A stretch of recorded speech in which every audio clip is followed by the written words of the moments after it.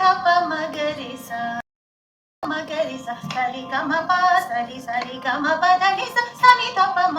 നമ്മൾ അടുത്ത സരളി വരിച്ച 6, 7, 8, 9, 10. എല്ലാവർക്കും പുതിയൊരു വീഡിയോയിലേക്ക് സ്വാഗതം. നമ്മൾ സരളി വരിശയാണ് പഠിച്ചുകൊണ്ടിരിക്കുന്നത്. സരളി വരിശ 1, 2, 3 കഴിഞ്ഞ ഒരു വീഡിയോയിൽ ചെയ്തിട്ടുണ്ടായിരുന്നു. ഈ വീഡിയോയിൽ സരളി വരിശ 4 and 5, അതായത് സരിഗമ സരിഗമ സരിഗമ പധനിസ സനിധപ സനിധപ സനിധപ മഗരിസ, അത് 4 കാലത്തിൽ പാടുന്നത്. പിന്നെ സരിഗമ പ സരി സരിഗമ പധനിസ സനിധപ മ സനി സനിധപ മഗരിസ. സരിഗമ പ എന്ന സ്ഥലത്ത് പ എന്ന ആ ഒരു സ്വരത്തിന് 2 സ്വരത്തിൻ്റെ ലെങ്ത് വരുന്നുണ്ട്. അതുപോലെ സനിധപ മ എന്നുള്ളതും 2 സ്വരത്തിൻ്റെ ലെങ്ത് ഉണ്ട് അവിടെ. 1-ാം കാലത്തിൽ പാടുമ്പോൾ സരിഗമ പ എന്ന സ്ഥലത്ത് പ എന്നതിന് 2 സ്വരത്തിൻ്റെ ലെങ്ത് വരുന്നുണ്ട്, അതായത് 2 അടിയിലാണ് പ കഴിയുന്നത്. അതുപോലെ തന്നെ സനിധപ മ എന്നതും 2 അടിയിലാണ് കഴിയുന്നത്, 2 സ്വരത്തിൻ്റെ ലെങ്ത് വരുന്നുണ്ട്. അപ്പോൾ അത് 4 കാലത്തിൽ പാടുന്ന വിധവും കാണിച്ചിട്ടുണ്ട്. സരളി വരിശ 4.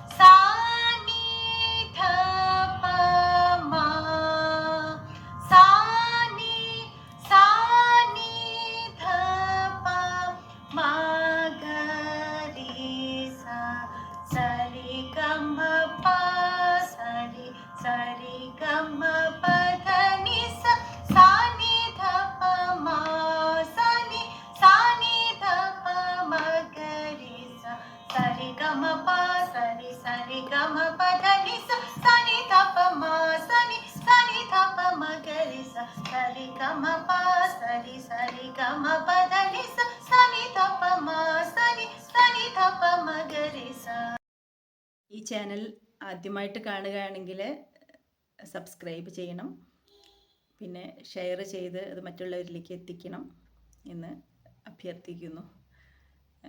മറ്റൊരു വീഡിയോയിൽ നമ്മൾ അടുത്ത സരളി പരീക്ഷ 6, 7, 8, 9, 10 ഈ 5 പരീക്ഷകൾ ഒരുമിച്ച് ഒരു വീഡിയോയിൽ ചെയ്യുന്നതായിരിക്കും. അപ്പോൾ താങ്ക് യു ഫോർ വാച്ചിങ്.